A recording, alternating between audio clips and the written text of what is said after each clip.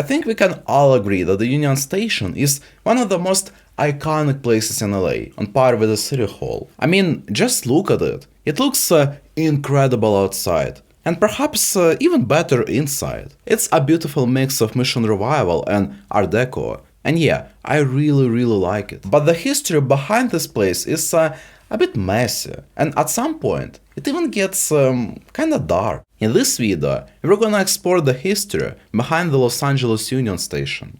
Let's start from the very beginning. Prior to the construction of the Union Station, there were 3 railroad stations from 3 different railroad companies: Southern Pacific, Union Pacific, and Santa Fe. As you can imagine, it wasn't that convenient for the passengers. I mean, it's not that the stations were located right next to each other. No, you had to travel between them if you wanted to transfer to another train from another company. And yeah, it was very inconvenient. Well, the city of LA actually understood it. So in the 1910s, the city officials proposed building a single railroad station and unifying those 3 companies at one station.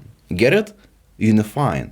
This is actually where the name comes from, the Union Station. It just means there are multiple companies unified at one station. And LA is not the only place that has such a station. Chicago, for example, also has the Union Station, and I believe some other cities in the US as well. Anyway, this proposition sounds great. Surely one station would be more convenient than 3. Who would even be against it? Well, those 3 companies. They didn't really like this idea. Basically, they were scared that they would lose control. I mean, the Union Station would be owned by the city, not by those companies. So if another railroad company were to emerge, most likely, the city would allow them to use the station too. This would mean that those 3 companies would lose some passengers, which equals money. So yeah, they weren't the biggest fans of that proposition. This led to a bunch of lawsuits, and this whole legal battle continued for years. Everything changed in 1924, when one of the stations burned down. It led the companies to finally offer a compromise. They would agree to keep just 2 stations instead of 3, and they would also build a bunch of elevated tracks at their own expense. Well, not everyone liked this idea either, and it kinda became controversial. People who liked it said that it's great, because it will make the streets safer, and it will actually help the traffic, because keep in mind that at that time, many railroad tracks were actually running literally on public streets, like next to cars, homes, and businesses. So yeah, of course it wasn't that safe, and it was making the traffic worse. The people who opposed the idea argued that it's actually the elevated tracks that would make the streets unsafe, because it would make the streets too dark. Also, there are a bunch of people who just generally didn't like how it would look. I mean, I agree. Elevated tracks don't look pretty. They add this, heaviness to the streets. Like, it's just, it's not how streets should be.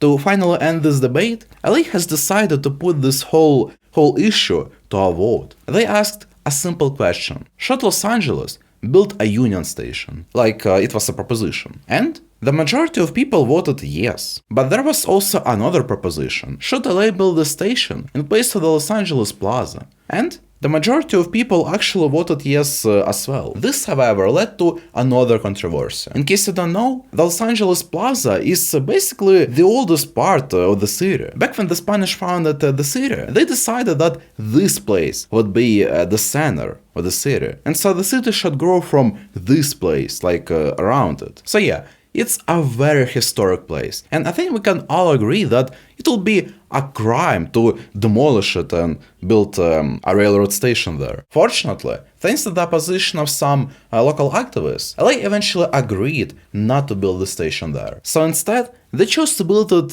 basically across the street, in Chinatown. And this is what I was talking about. This is the moment when it gets kinda dark. They evicted all those people from their homes and businesses and demolished that whole place. I mean, there's a reason why that place is now called the Old Chinatown, because it doesn't exist anymore. The city demolished it so that they can build a station there. The construction was eventually finished in 1939 for $11 million.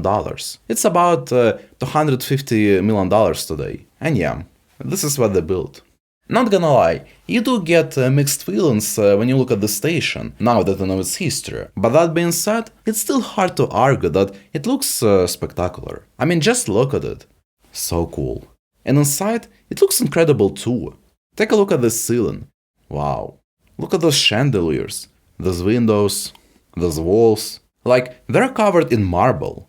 Well, the silver part. Even the seats look iconic. And then, look at this timetable. Gosh, I like this one so much.